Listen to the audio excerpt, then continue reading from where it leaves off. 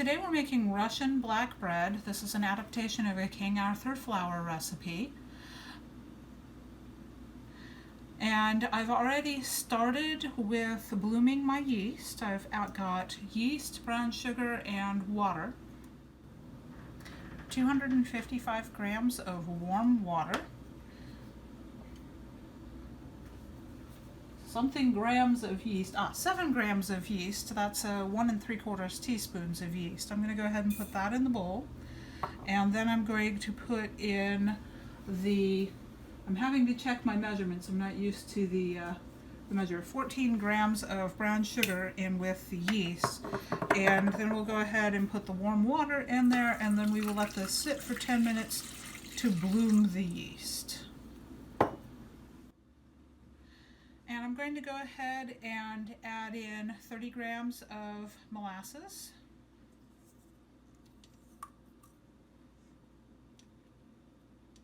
And then I'm going to start the stand mixer on slow. And we're going to go ahead and add 200 grams of flour. Bread flour is preferable, our purpose will work. I have another 100 grams of flour set aside for later in the recipe. And I'm just going to tip that in slowly, making sure that it all actually gets in there. And once that has combined in there thoroughly, we will go ahead and add in the next ingredient. Right now I'm just going to chase this around a little bit.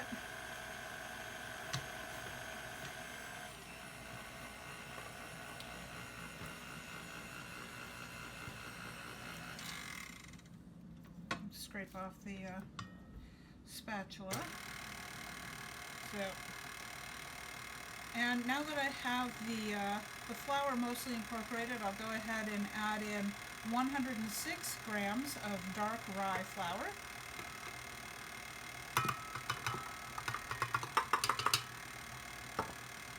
And again, I'm just going to put a little extra speed on it and get that mostly incorporated.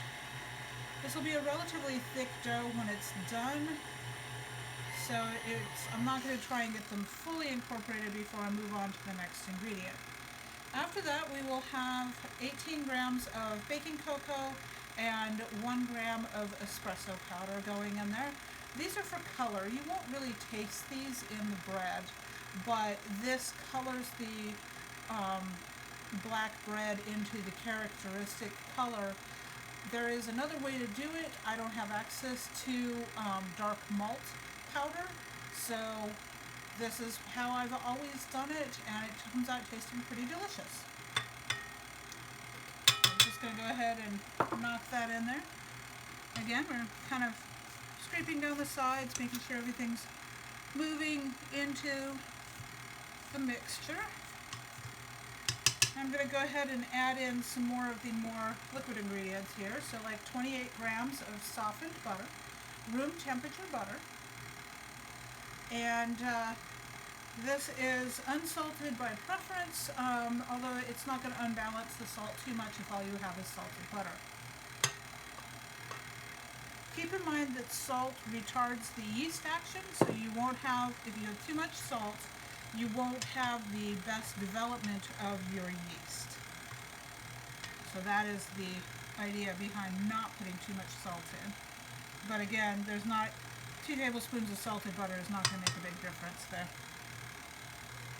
And we're going to go ahead and put in, I need to weigh this into a better container next time, but 28 grams of cider vinegar. That mimics a sourdough flavor by adding that, so if you were starting with sourdough, you wouldn't want that in there. In this case, I don't have a sourdough starter, so we're going to do it that way.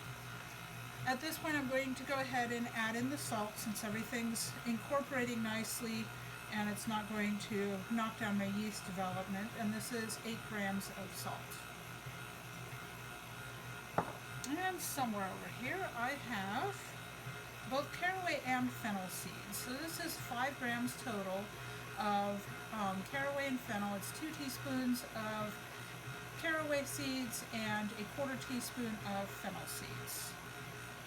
You can optionally add coriander seeds as well. I opted not to do those for this recipe. And at this point it is a very loose dough, but I want to get everything completely mixed in properly before I start adding in more flour.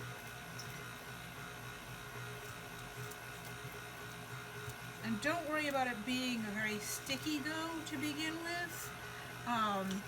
It will, as the flour hydrates, it will firm up, but that will take a little bit longer with a rye, with a whole grain flour, than it would if you were just working with a white flour.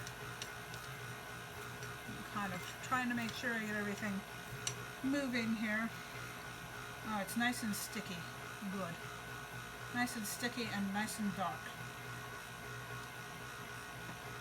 So I'm going to accelerate this a little bit. I'm still seeing some lumps in there that might be the butter. I didn't cream in the butter first because I wanted to bloom the yeast, and adding the fat content would have messed that up. I'm just going to make sure everything's off here. And I'm going to poke this lump a little bit and see if that's butter or just dough. Looks like it's just dough. Alright, so the next step then is to start adding this reserved cup of flour slowly, a little bit at a time. Let it incorporate, and you'll start to see the dough go from what looks like a thick batter right now to more of a dough ball. A little bit at a time. I am using a dough hook in the stand mixer, not a cookie blade.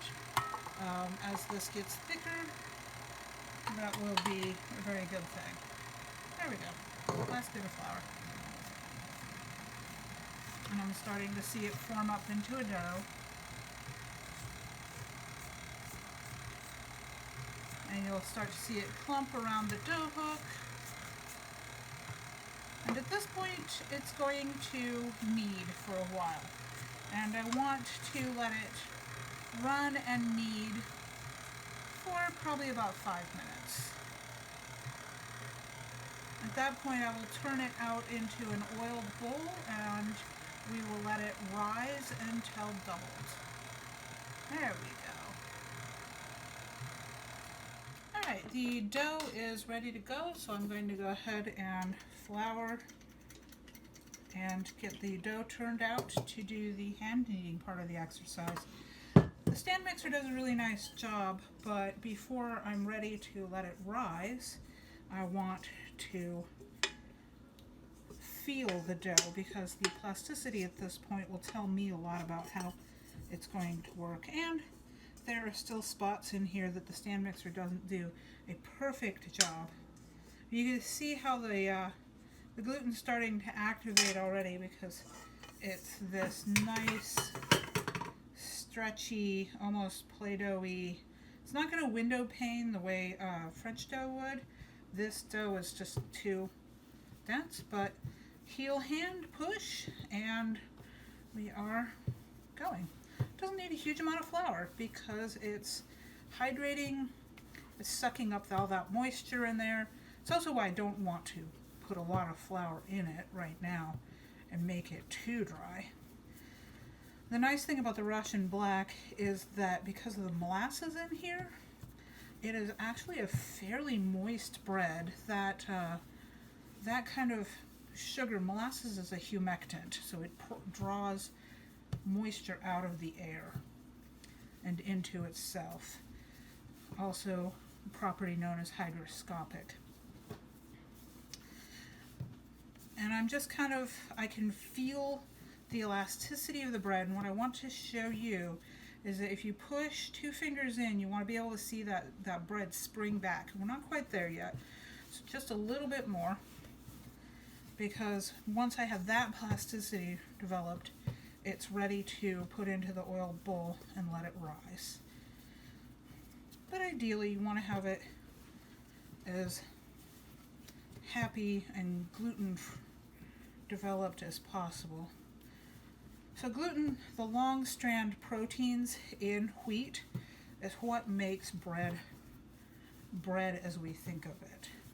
You can do a shorter strand protein that isn't wheat and some other things, but you're going to wind up with a different texture, like shortbreads. I have been experimenting with einkorn flour, which is an ancient wheat flour.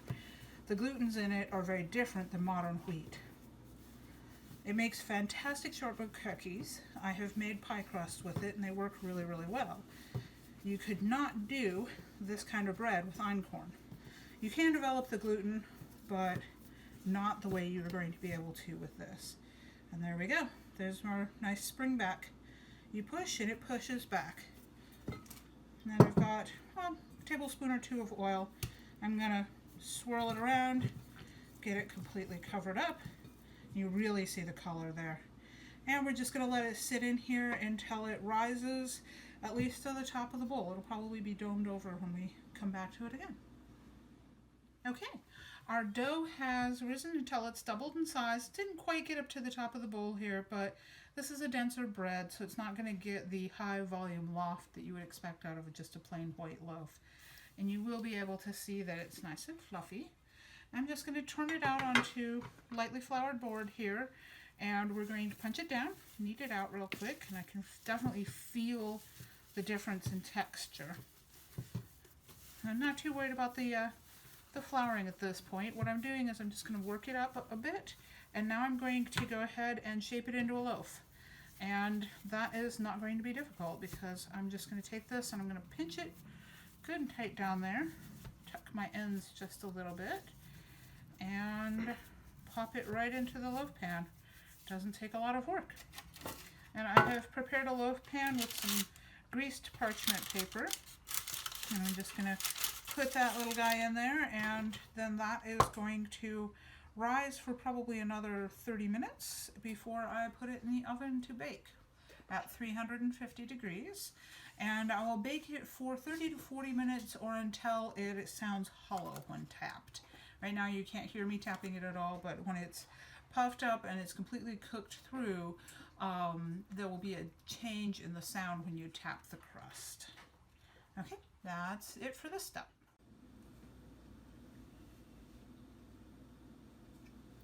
Okay, so the bread is hollow when tapped. I don't know how well you're going to be able to hear that, but that means that it's cooked through, and because the parchment paper's in here, it should just come out so easily. And I'm going to spin it around because you can see where the rye split, and it is nice and soft. We'll show you the bottom there. Yep, nice and hollow through. And I'm going to brush this with melted butter because as pretty and elegant as the splits are on the top, it will be tastier with a brushed butter crust. And you'll really see the color come out now too when I do this, instead of the floury top that we had before. This adds a lot of flavor, and it also keeps it from being too crunchy crusty, which is not my preference. Sometimes crusty bread is good, but in this, that's not what I want it to be like. So, with any bread, you should let it cool completely before you try to slice it. You'll get a nicer, neater slice that way. However, it's late. My son is hungry, so I am going to go ahead and break open this bread so you can see how it looks inside.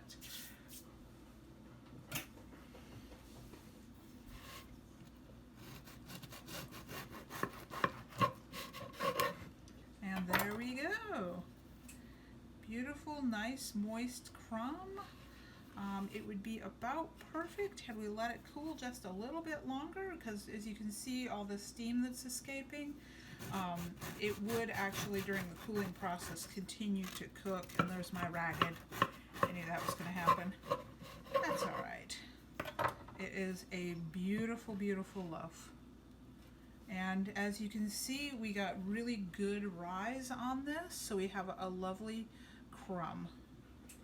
And there you go, Russian black bread. Does Russian black bread, the rye bread, have any differences from normal rye bread, chemically or anything like that, or is it just normal bread? So this is more or less normal bread. It's not a sourdough base, it's a yeast risen base, and it's not a long fermented process. So it's not going to have some of the complexity of texture that you would expect with a long, slow bread or a sourdough.